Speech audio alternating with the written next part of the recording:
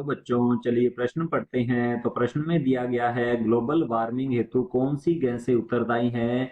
तो इस प्रश्न की मुख्य अवधारणा के बारे में हम जान लेते हैं। तो यहाँ लिखेंगे मुख्य अवधारणा। मुख्य अवधारणा है इस प्रश्न की ग्लोबल ग्लोबल वार्मिंग। तो यहाँ लिखते हैं ग्लोबल वार्मिंग, या इसे कहा जाता है विश्वव्यापी उष्णता। लिखते हैं विश्वव्यापी उष्णता। विश्वव्यापी उष्णता के लिए उत्तरदायी जो होता है प्रभाव, तो यहाँ लिखेंगे इसके लिए उत्तरदायी प्रभाव जो है वह होता है ग्रीन हाउस इफेक्ट, या उसे कहा जाता है हरित ग्रह प्रभाव। तो यहाँ लिखेंगे इसके लिए उत्तरदायी होता है हरित ग्रह प्रभाव। अब हरित ग्रह प्रभाव से क्या तात्पर्य है ये हम जान लेते हैं। सूर्य से आने वाली प्रकाश विकिरणों आने वाली प्रकाश विकिरणों प्रकाश विकिरणों के पृथ्वी की सतह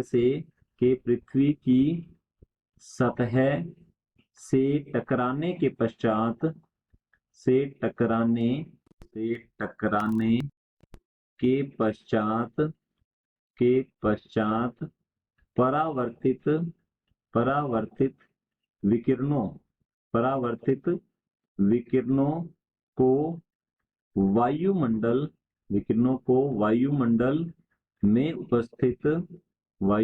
में उपस्थित कुछ गैसों द्वारा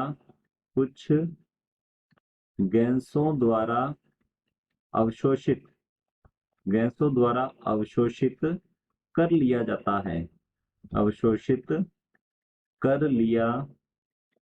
जाता है और बाद में ये गैसें जो हैं इस ऊर्जा को ऊष्मा के रूप में विकिरित करती हैं। तो यहाँ लिखेंगे बाद में होता है ऊष्मा विकिरण, जिससे कि पृथ्वी की सतह का तापमान बढ़ता है। तो यहाँ लिखेंगे जिससे कि पृथ्वी की सतह का तापमान बढ़ता है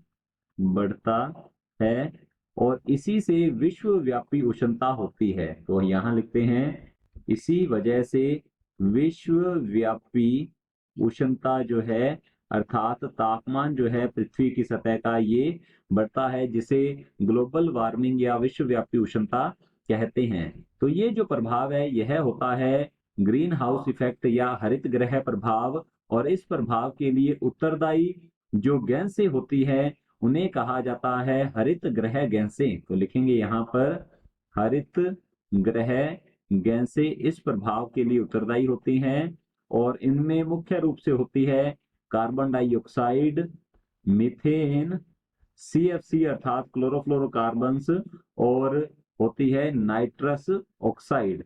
ये गैसें मुख्य रूप से हरित ग्रह गैसें होती है। तो हमारा जो प्रश्न है ग्लोबल वार्मिंग हेतु कौन सी गैसें उत्तरदायी है, तो हमारा उत्तर होगा ग्लोबल वार्मिंग या विश्वव्यापी उष्णता के लिए कार्बन डाइऑक्साइड, मीथेन, क्लोरोफ्लोरोकार्बन्स और नाइट्रस ऑक्साइड गैसें जो है ये उत्तरदायी होती हैं। तो हमारे प्रश्न का रहेगा ये उत्तर। आशा करता हूं आपको समझ में आया होगा। धन्यवाद।